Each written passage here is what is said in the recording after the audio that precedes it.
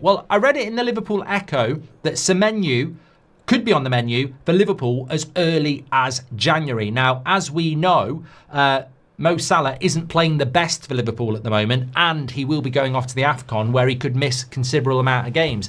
Amazingly, it goes on to say that Semenyo will not be playing in the AFCON because his nation of birth, who he plays for, which I believe is Ghana, didn't even qualify for the AFCON. So he will not be departing and missing games from the Premier League this January. So could that open the door for Liverpool to go for it?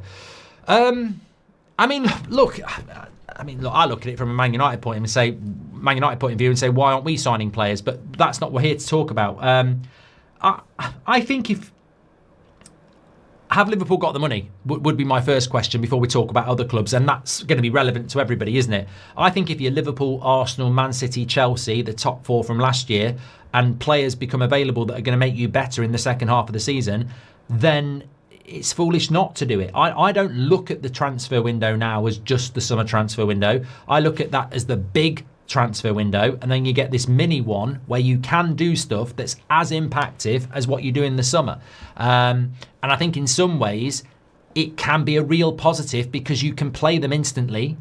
You know, as soon as you buy them, they can play, they can settle in, and they can make a big difference.